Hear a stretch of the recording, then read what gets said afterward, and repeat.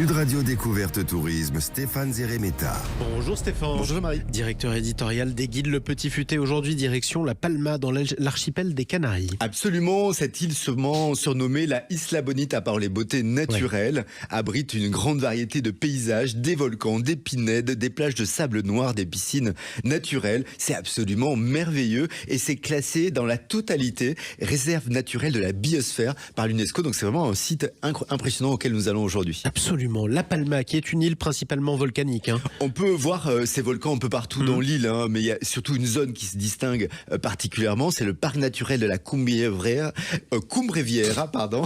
Et pour la découvrir, il y a tout un sentier de randonnée, 23 km. Ça part du refuge El Pilar, 1450 mètres d'altitude, et on va jusqu'aux salines de Fuencalietes. C'est une randonnée, c'est assez exigeant quand même, surtout vers la fin. Il faut être un peu encadré, s'être entraîné au préalable. Vous n'y allez pas en touriste ni en claquette.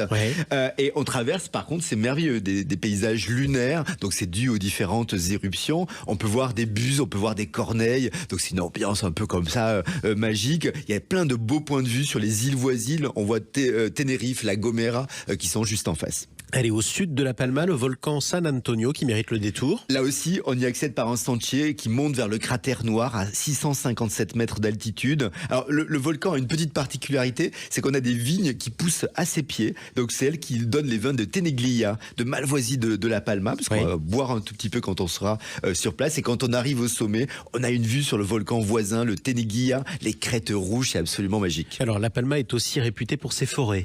Oui, et c'est vrai que c'est pas seulement une île volcanique, c'est la plus boisée des îles des Canaries, 34 000 hectares de forêt, avec des excursions très privées, comme le parc national de la Caldera de Taburiente. Là, c'est 5 000 hectares, c'est absolument incroyable. Et il y a tout un sentier en boucle, le PRLP 13. On va traverser des ravins qui sont très profondes. Il y a des sources, c'est couvert de forêts de pins.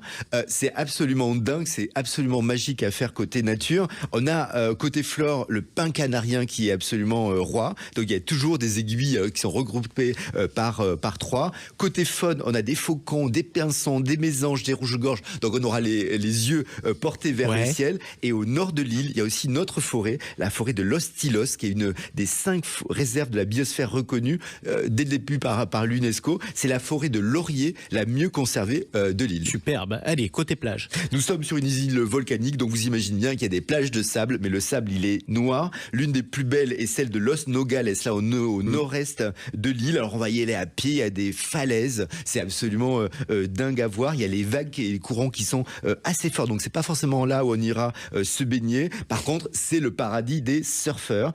Il faut savoir, par contre, si on avait les enfants en famille, il y a plein de piscines naturelles également, notamment celle de Faranas, on est au nord, des piscines qui sont taillées dans la roche. La route est assez pentue pour y aller, mais le décor est absolument dingue, ça vaut vraiment le coup. Oui, sans compter d'ailleurs le ciel de La Palma. L'île a été reconnue destination Starlight pour la pureté et la clarté de son ciel.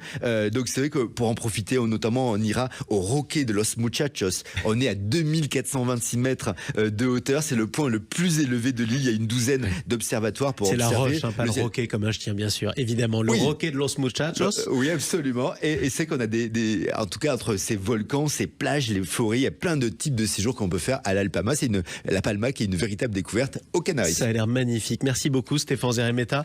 On vous retrouve samedi prochain sur Sud Radio avec Le Petit Futé. Avec grand plaisir.